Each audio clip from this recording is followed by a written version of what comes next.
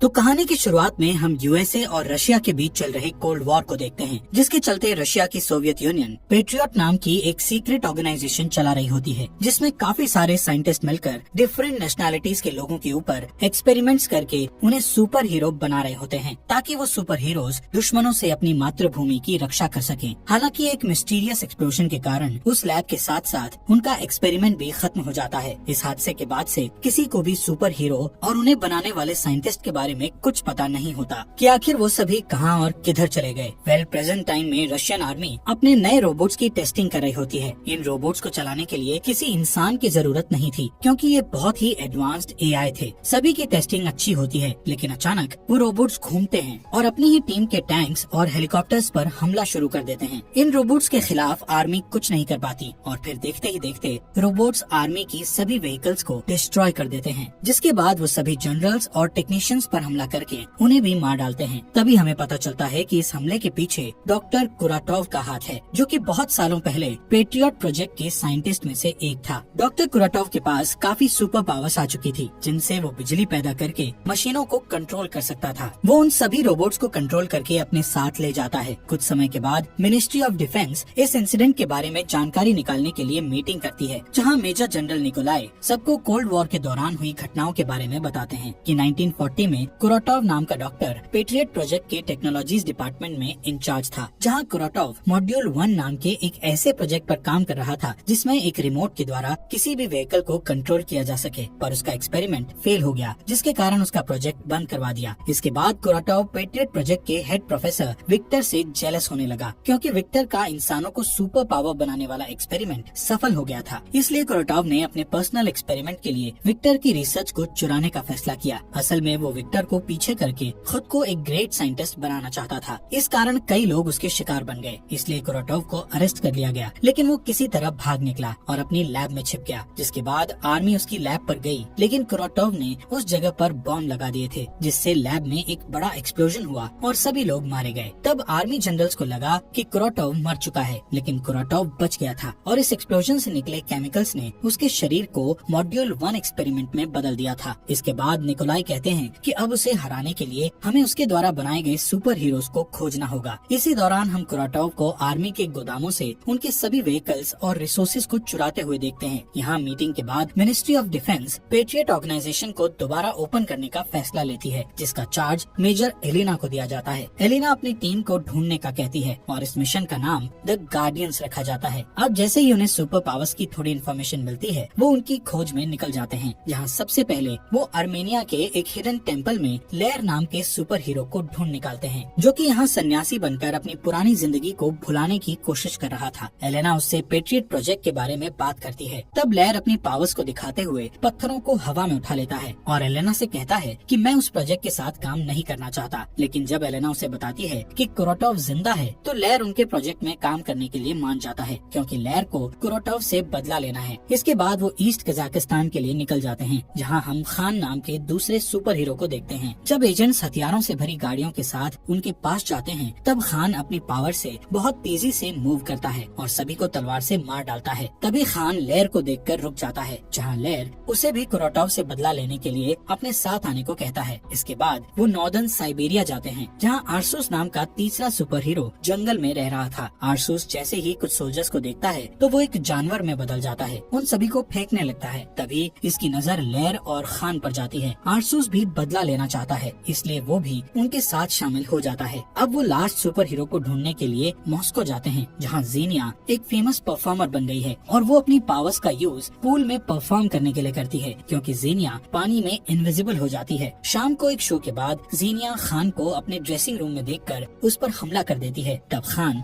Fight को रोकने के लिए तेजी से मूव होकर दूसरी ओर खड़ा हो जाता है। इसके बाद वो ज़ीनिया को याद दिलाता है कि वो उसका दोस्त है, पर ज़ीनिया उस पर दोबारा अटैक करती है। तभी वहाँ लेयर आता है और ज़ीनिया उस पर भी अटैक करती है। इस फाइट में लेयर जीतता है, क्योंकि उसी ने ज़ीनिया को फाइट सिखाई थी। तभी आर्सूस वहाँ आता है और ज़ीनिया को समझाता है कि हम सभी अपनी पावर्स के कारण पिछले 40 साल से जवान हैं। साथ ही कहता है कि भले ही तुम हमें याद ना करती हो, लेकिन तुम उस आदमी से बदला लेने के लिए हमारे साथ आ सकती हो, जिसने हमें ऐसा बनाया है। उसी दौरान हम कुराटोव को देखते हैं, जिसने अपनी क्लोन आर्मी को बना लिया होता है। वहीं सभी लोग अब पेट्रियट हेडक्वार्टर्स आ जाते हैं। ज़ीनिया बताती है कि उसे सिर्फ 1970 1998 के समय की मेमोरी याद है, जहाँ डॉक्टर्स ने उसे सेवास्टोपोल के पास देखा था, लेकिन उसकी पहचान कोई नहीं कर सका। उसे सिर्फ उसकी रिंग से अपना नाम पता चला, लेकिन डॉक्टर्स ने कहा था कि टाइम के साथ उसकी मेमोरी वापस आ जाएगी, लेकिन अभी तक ऐसा नहीं हुआ था। इसके बाद जीनिया ने नोटिस किया कि उसकी एज बढ़ नहीं रही है, इसलिए वो लोगों की नजर में आने से बचने के लिए ट्रैवल करने लगी। जीनिया अपनी पावर्स के बारे में बताती है कि वो पानी में इनविजिबल हो सकती है और किसी भी सिचुएशन के अकॉर्डिंग अपनी बॉडी के टेम्परेचर को कंट्रोल कर सकती है। इसी दौरान एलेना की टीम का एक ऑफिसर वहाँ आता है और उन्हें बताता है कि उन्होंने कुरोटोव को एक कबाड़ खाने में नोटिस किया है और वो उस एरिया को अपने कमांड सेंटर की तरह यूज कर रहा है। इसके बाद सभी उस जगह पर पहुँचते हैं जहाँ बारिश होते देख जीनिया खुश हो जाती है और पानी में भीग कर इनविजिबल हो जाती है। तभी उन्हें पता चलता है कि किसी ने उनके सिग्नल को जैम कर दिया है, इसलिए वो अब हेडक्वार्टर से कम्युनिकेट नहीं कर पाएंगे। अब वो चारों अलग अलग जगह से हमला करने के लिए एक दूसरे से अलग हो जाते हैं, जहाँ जीनिया बिना परवाह किए अंदर चली जाती है। यहाँ कुरोटोव के गार्ड्स के पास स्पेशल गॉगल्स होते हैं जिनसे उन्हें जीनिया का बॉडी टेम्परेचर दिखाई देता है, इसलिए वो तुरंत अपने स्पेशल वेपन से जीनिया को फ्रीज कर देते हैं। दूसरी ओर आरसूस और खान अपनी पावर से ज्यादा लोगों को मारने लगते हैं। जब खान चलना बंद करता है तब गार्ड उस पर पैरालाइज डार्ट से अटैक करके उसे रोक देता है। वहीं आरसूस को भी एक जाल में फंसाकर पकड़ लिया जाता है। इधर बिल्डिंग के अंदर लेयर अपनी बॉडी को पत्थरों से ढकने से पहले एक छोटा भूकंप लाता है और सभी गार्ड्स को मार देता है। तभी वहाँ कुरोटोव आता है और लेयर पर हमला करना शुरू कर देता है, लेकिन कुरोटोव को लेयर के अटैक से फर्क नहीं पड़ता है। कुरोटोव लेयर पर हावी हो जाता है और उसकी पीठ तोड़कर उसे घायल कर देता है। इसके बाद हम लेयर, खान और आरसूस को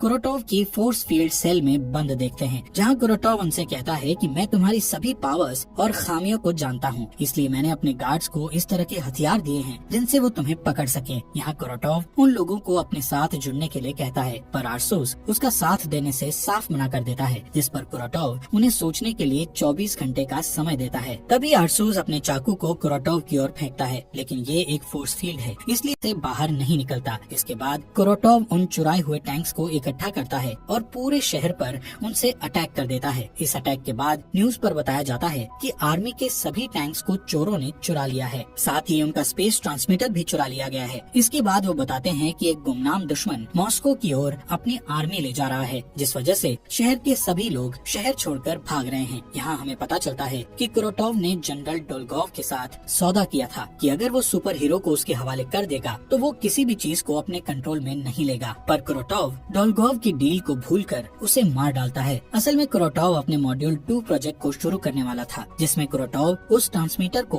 ओस्टेंकिनो टावर और फेडरेशन टावर से जोड़कर रशियन सैटेलाइट को सिग्नल भेजेगा और इस सिग्नल के जाते ही वो सभी सैटेलाइट्स को अपने कंट्रोल में ले लेगा, जिससे धरती पर मौजूद सभी चीजें उसके कंट्रोल में आ जाएंगी। इस बीच एलेना लेयर को वापस हेडक्वार्टर ले जाती है। जब लेयर ठीक हो जाता है तब एलेना को बताता है कि मैं जब बेहोश था तब मैं अपनी बेटी को देख रहा था। लेयर बहुत दुखी होकर बताता है कि मैंने अपनी बेटी को बूढ़ा होते हुए और उसे अपनी नजरों के सामने मरते हुए देखा है। असल में लेयर के पास सुपर पावर होने से उसकी उम्र नहीं बढ़ रही थी, जिस कारण अब वो बहुत दुखी हो चुका था। इसके बाद एलेना से मिलने कुरोटोव का पुराना लैब पार्टनर विक्टर आता है। विक्टर बताता है कि वो इतने सालों से छुपा हुआ था, पर जब उसने न्यूज पर कुरोटोव को देखा तो वो वहाँ आ गया, क्योंकि उन लोगों को कुरोटोव को रोकने के लिए विक्टर की हेल्प जरूर पड़ेगी। यहाँ विक्टर तुरंत लेयर को ठीक करने का काम शुरू करता है। साथ ही एलेना को कुरोटोव की सीक्रेट लैब का पता बताकर बाकी के सुपर हीरोज को बचाने का कहता है। इसके बाद एलेना की टीम उस लैब के अंदर घुसकर सभी गार्ड्स को मार देती है और गार्डियंस को आजाद कर देती है। तब खान कुछ कहे बिना वहाँ से चला जाता है। वहीं कुरोटोव उन दोनों टावर्स को शहर से ले जा रहा होता है। इधर एलेना आरसूस से बात करती है। तब आरसूस बताता है कि वो जीनिया के लिए परेशान है, क्योंकि कई सालों बाद वो जीनिया से मिला, लेकिन जीनिया को कुछ भी याद नहीं है, इसलिए उसने जीनिया से दूरी बनाने का फैसला लिया है। इसके अलावा आरसूस अपनी बॉडी के चेंजेस से परेशान होकर कहता है कि वो हर दिन जंगली जानवर बनता है, इसलिए उसे डर है कि कहीं वो हमेशा के लिए जानवर ना बन जाए। जिस पर एलेना उससे वादा करती है कि वो कभी ऐसा नहीं होने देगी और शायद विक्टर उसका इलाज ढूंढ सकता है। इधर विक्टर कुरोटोव की सीक्रेट लैब में उसके क्लोन्स पर स्टडी कर रहा था, जिस दौरान कुरोटोव वहाँ आता है और विक्टर पर धोखा देने का आरोप लगाते हुए कहता है कि तुमने अकेले काम करके सुपर हीरोज के रिजल्ट को निकालकर मेरे साथ गलत किया। इसके बाद कुरोटोव कसम खाता है कि वो पूरी दुनिया को बताएगा कि असली जीनियस कौन है। ये कहकर वो एक जहरीली गैस लैब में छोड़ देता है, जिससे विक्टर की डेथ हो जाती है। बाद में कुरोटोव दोनों टावर्स को जोड़कर स्पेस ट्रांसमीटर को सेट करता है। अब जैसे ही वो पावरफुल मशीन को एक्टिव करता है, तब पेट्रियट सिस्टम उसे डिटेक्ट करके कुरोटोव के प्लान को समझ जाता है, इसलिए वो वो उसे रोकने के लिए फाइटर प्लेन का एक ग्रुप भेजते हैं, जिस पर कुरोटोव आर्मी की चुराए रोबोट्स को फाइटर प्लेन के ऊपर गोली चलाने के लिए कहता है, जिस कारण सभी प्लेन बुरी तरह तबाह हो जाते हैं। दूसरी तरफ बिल्डिंग के ऊपर खान को देखते हैं। तब एलेना उससे उसकी परेशानी पूछती है, जिस पर खान बताता है कि उसका एक भाई था जो अच्छा फाइटर था और खान उसी की तरह बनना चाहता था। फिर उसे कुरोटोव मिला, जिसने उसे पावरफुल बना दिया। जिसके बाद खान ने अपने भाई को फाइट चैलेंज दिया, पर खान ने फाइट के दौरान अपना कंट्रोल खो दिया और अपने भाई को मार डाला। ये सुनकर एलेना उसके साथ सिंपैथाइज करते हुए याद दिलाती है कि अभी शहर को उसकी जरूरत है। इसके बाद सभी फिर से एक साथ होते हैं, जहाँ एलेना गार्डियंस को बताती है कि उन्होंने उनके लिए नए सूट्स और वेपन बनाए हैं। आरसूस को टारगेटिंग सिस्टम वाली एक तोप मिलती है। ये तोप आरसूस के नर्वस सिस्टम से जुड़ेगी और जहाँ भी आरसूस का एग्रेशन फोकस होगा, तोप उसे अपना टारगेट बना लेगी। लेकिन इसके अलावा जब आरसूस पूरी तरह बीस्ट मोड में बदलेगा, तब तोप फुल्ली ऑटोमेटिक हो जाएगी। वहीं खान का सूट उसे हर तरह के डैमेज से प्रोटेक्ट करेगा। इस सूट में बुलेट्स, ब्लेड्स के साथ साथ हर तरह के इंजेक्शन को रोकने की पावर होती है। अब लेयर के सूट को देखते हैं, जिसकी मदद से लेयर के पास हमेशा पत्थर मौजूद होंगे। साथ ही एक स्पेशल चाबुक देते हैं, जिससे लेयर अपनी इलेक्ट्रोमैग्नेटिक पावर को यूज करके दुश्मन को मार सकता है। वहीं जीनिया को उसका सूट दिखाते हैं, जिसे पहनने के बाद जीनिया कभी भी इनविजिबल हो सकती है। साथ ही वो किसी भी चीज को टच करके उसे भी इनविजिबल कर सकती है। इसके बाद चारों अपने नए हथियारों के साथ प्रैक्टिस करते हैं। स्टार्टिंग में उन्हें प्रॉब्लम्स आती है, लेकिन अच्छी ट्रेनिंग के बाद वो उन्हें कंट्रोल करना सीख जाते हैं। यहाँ कुरोटोव सिग्नल भेजने के लिए टावर्स को चार्ज कर रहा था, इसलिए गार्डियंस टीम के पास उसे रोकने के लिए सिर्फ एक ही घंटा होता है। टीम टावर की फोर्स फील्ड को डिस्ट्रॉय करने का मिशन बनाती है, जिसके कंप्लीट होने के बाद उन्हें जल्दी से भागना होगा, क्योंकि जल्द ही रॉकेट लॉन्चर्स पूरे मॉस्को को खत्म कर देंगे। इसके बाद लेयर सबवे टनल से कुरोटोव के एरिया में घुस जाता है और बड़ी आसानी से सभी गार्ड्स को मारने लगता है। दूसरी ओर आरसूस और जीनिया सड़कों पर खड़े पहरेदारों से फाइट करते हैं। जीनिया सभी को इनविजिबल होकर मारती है और आरसूस बीस्ट मोड में जाकर सबको मार डालता है। इसके बाद जीनिया मॉल में लेयर से मिलने के लिए आरसूस के ऊपर बैठकर जाती है। इधर खान प्लेन से टावर तक पहुंच जाता है, पर रोबोट्स उसके प्लेन पर अटैक करते हैं, इसलिए खान को प्लेन से कूदने में परेशानी आती है। दूसरी तरफ आरसूस, लेयर और जीनिया वहां से कुरोटोव के टावर तक पहुंचने के लिए एक बड़े पाइप को पार करना शुरू करते हैं, जिस दौरान गार्ड्स एक साथ उन तीनों पर गोलियां चलाने लगते हैं, जिससे आरसूस फिसल जाता है और लेयर ढाल बनाने के लिए अपने चाबुक को एक्टिव करता है। तभी खान प्लेन से कूदता है और गोली चला रहे गार्ड्स को नीचे गिराकर मार डालता है। इस बीच कुरोटोव की लैब में एलेना को विक्टर मिलता है, जो कि जिंदा था, पर उसके पास ज्यादा समय नहीं बचा था। विक्टर एलेना को बताता है कि अगर सारे सुपर हीरोज अपनी पावर को एकजुट करेंगे तो उनकी पावर्स और भी बढ़ जाएगी, जिससे वो कुरोटोव को आसानी से मार सकेंगे। इसके बाद चारों गार्डियंस टावर में जाते हैं और कुछ गार्ड्स को मारने के बाद वो जनरेटर के पास पहुंच जाते हैं। तब जीनिया जनरेटर को अपनी बॉडी की गर्मी से शॉर्ट सर्किट करने के लिए पकड़ लेती है, जिससे जीनिया को बहुत तकलीफ होती है, पर वो टावर के चारों ओर फोर्स फील्ड को बंद करने में सक्सेसफुल हो जाती है। आरसू जीनिया को गिरने से ठीक पहले पकड़ लेता है। इसके बाद आर्मी उस टावर को डिस्ट्रॉय करके कुरोटोव को मारना चाहती है, लेकिन एलेना उन्हें इंतजार करने के लिए कहती है, ताकि गार्डियंस को